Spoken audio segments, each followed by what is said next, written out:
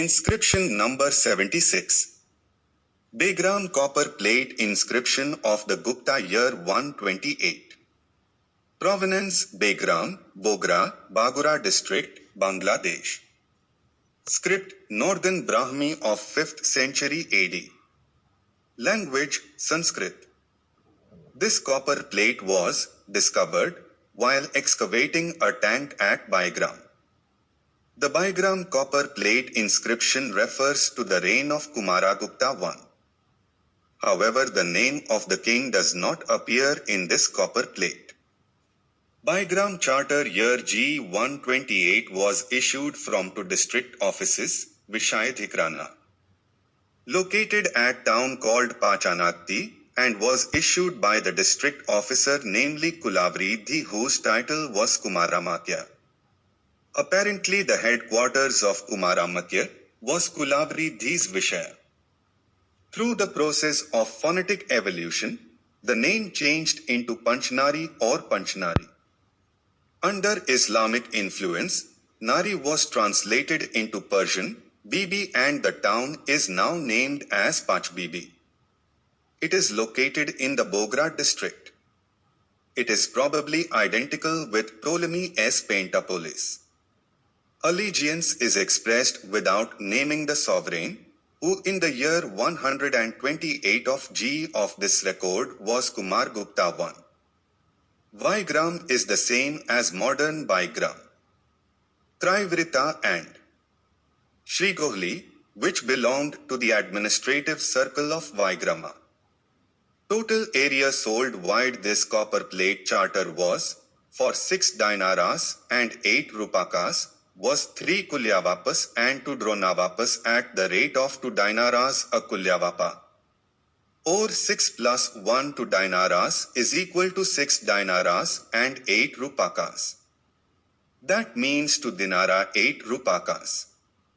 Thus 1 dinara is equal to 16 rupakas. The duty of the pusthapala, which means record keeper, was to determine whether, near about the dunce place, there was unproductive waste land belonging to the state, which could be sold rent-free, without any loss to the state. The reclamation of the waste land was a gain to the state, inasmuch as it led to expansion of economic activity and the king got religious merit as a result. English translation of the inscription. Peace. From Pancha-nagati, Kumaramatya Kula- vriddhi, who meditates on the feet of His Majesty and the administrative board of the Vishaya, after mentioning their good health.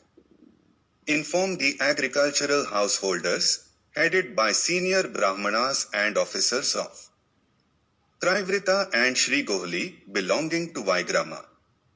2 householders, Goila and Bhaskar, residing in this very locality, have petitioned to the effect. The temple of Lord Govindaswamam, erected by Sivanandin, the father of both of us, is poorly endowed.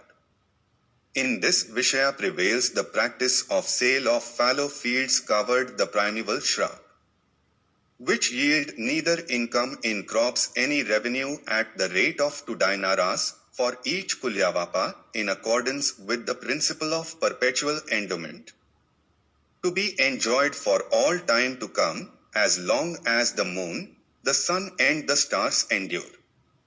So deign to make a grant to Bhogila of 3 kulyavapas of Kila-i waste land in Tri-vrita, for the purpose of repairs of damages and breakages and for introducing perfumery incense, lamp and lowers in the temple of Lord Govindaswamam and 1 dronavapa of Vastu. I land for use as a residential enclosure in Shrigohli, and to Bhaskar also 1 dronavapa of homestead lands after receiving from the 2 of us 6 dinaras and 8 rupakas. Wherefore, we inform you that as determined by the record keepers Durgadatta and Arkakadasa, there exists in this Vishaya the practice of sale at the rate of 2 dinaras for each kulyavapa of productionless, fallow primeval shrubland. which can be enjoyed in perpetuity as long as the moon, the sun, and the stars endure, and there is no conflict with the interests of the state, lit.